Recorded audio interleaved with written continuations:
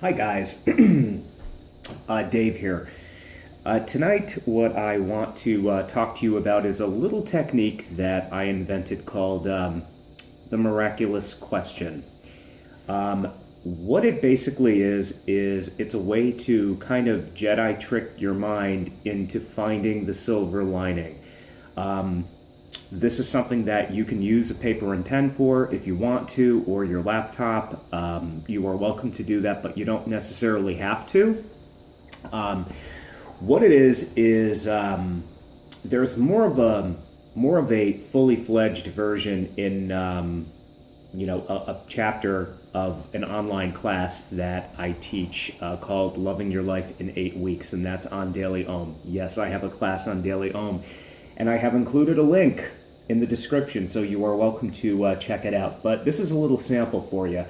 What it is if you take what is bothering you, you want to work with your thinking. The situation you might be able to change or you may not, but I found that it is often your thinking that usually tends to dictate whether or not it's going to be negative or horrible or unbearable, when in actuality the situation really is more neutral. So what you are going to do is you take what it is that is bothering you, and if you're human on this earth, you are going to be bothered by something. There is no such thing as a perfect life. Even if you have the perfect house, perfect amount of money, perfect health, whatever, your mind will find some reason for it to not be okay, because that's what the mind does. And a part of what this does is it helps to remind your mind and you that it's really not as bad as you think, okay? Or that you have a coping mechanism that is keeping you going. So let's just say you are stressed out because you don't like your job, okay? And this is universal. Everybody has experienced this, and even if you are not employed and never have been employed, you don't like school, or you don't like what you have to do around the house, okay? So I say okay a lot, don't I? Okay. So what you do is you keep your situation in mind. Perhaps it is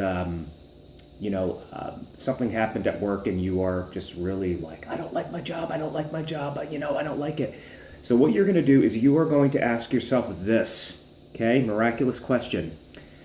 Of all of the jobs that I have ever worked, is this the worst one? Now what you want to do, and in order for this to work, you have to do this. You have to close your eyes, or if you're in a place where you really can't, you want to really go back to the time when it was the worst position. Maybe you were in a job where you had a supervisor who screamed at you, on a daily basis. Perhaps you, had to work, you had to work in a very, very toxic work environment. Who knows? But you are going to go back and find that time. And, I invite you to close your eyes, really go back there and feel who was there. What were they saying to you? How did you feel when you had to drive in or walk in or take the bus? Did you feel it in your chest? Did you feel it in your stomach? Were you dreading the next work day before you even left that work day? Who knows?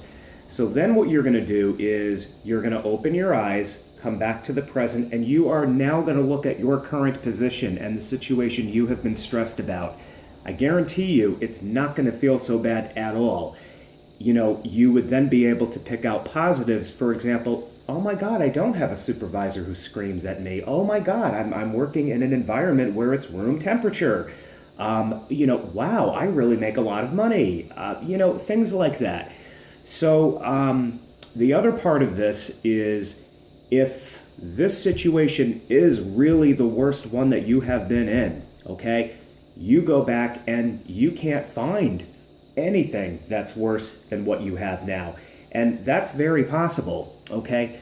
Then what you're going to do is you're going to ask yourself, well, what gives me the strength to actually go in? Why haven't I quit yet? Why do I have the strength to even get up out of bed and even, face the day? Something's keeping you going. What is it? Is it the paycheck? Is it maybe somebody you work with that you really enjoy? Do you like the work itself? Who knows? But, there's something keeping you going. So, the chapter in my book, oh my God, no. I do write, by the way.